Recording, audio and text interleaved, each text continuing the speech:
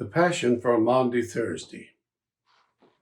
The continuation of the Passion of our Lord Jesus Christ according to St. Luke.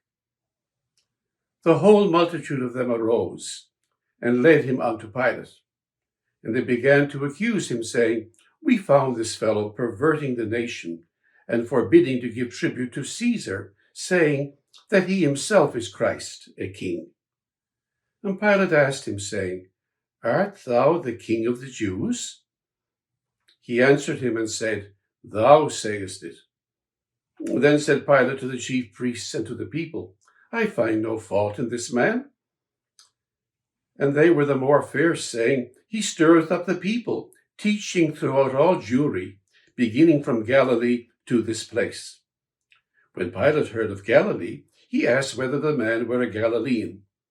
And as soon as he knew that he belonged unto Herod's jurisdiction, he sent him to Herod, who himself was also at Jerusalem at that time. And when Herod saw Jesus, he was exceeding glad, for he was desirous to see him of a long season, because he had heard many things of him, and he hoped to have seen some miracle done by him. Then he questioned with him in many words, but Jesus answered him nothing. And the chief priests and scribes stood and vehemently accused him.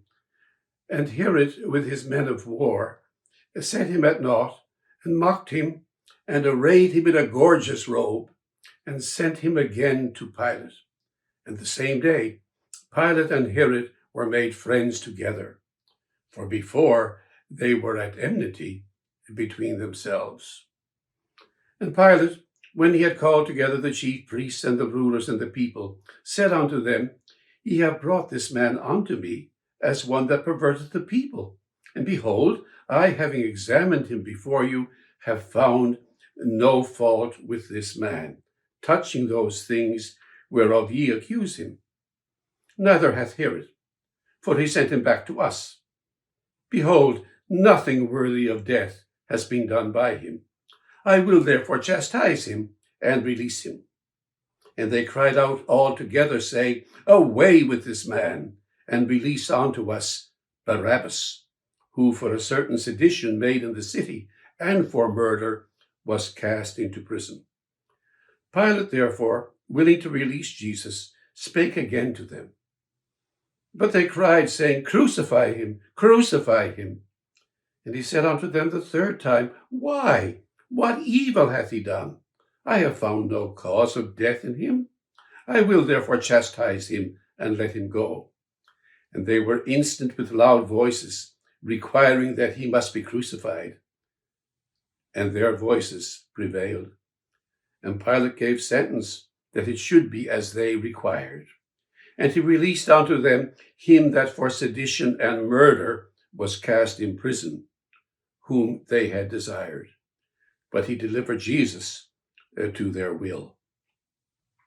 And as they led him away, they laid hold upon one Simon, a Cyrenian, coming out of the country, and on him they laid the cross, that he might bear it after Jesus. And there followed him a great company of people and of women, which also bewailed and lamented him. But Jesus, turning unto them, said, Daughters of Jerusalem, weep not for me, but weep for yourselves and for your children. For behold, the days are coming, in the which they shall say, Blessed are the barren, and the wombs that never bare, and the breasts which never gave suck. Then shall they begin to say to the mountains, Fall on us, and to the hills, Cover us. For if they do these things in the green tree, what shall be done in the dry? And there were also two others, malefactors, led with him to be put to death. And when they were come to the place which is called Calvary, there they crucified him, and the malefactors, one on the right hand and the other on the left. And then said Jesus, Father, forgive them, for they know not what they do. And they parted his garment and cast lots. And the people stood beholding, and the rulers also with them derided him, saying, He saved others, let him save himself, if he be the Christ, the chosen one of God. And the soldiers also mocked him, coming to him and offering him vinegar, and saying, If thou be the King of the Jews, save thyself. And a superscription also was written over him in letters of Greek and Latin and Hebrew. This is the King of the Jews. And one of the malefactors which were hanged railed on him, saying, If thou be the Christ, save thyself and us. But the other answering rebuked him, saying, Dost not thou fear God, seeing that thou art in the same condemnation? And we indeed justly, for we receive the due reward of our deeds. But this man hath done nothing amiss. And he said, Jesus, remember me when thou comest in thy kingdom. And Jesus said unto him, Verily I say unto thee, today shalt thou be with me in paradise. And it was about the 6th hour, and there was darkness over all the land until the 9th hour, the sun's light failing, and the veil of the temple was rent in the midst. And when Jesus had cried with a loud voice, he said, Father, into thy hands I commend my spirit. And having said thus, he gave up the spirit.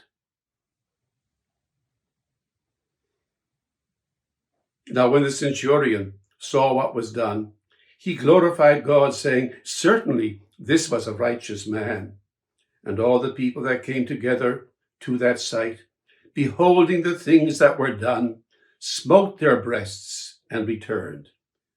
And all his acquaintance, and the women that followed him from Galilee, stood afar off, beholding these things.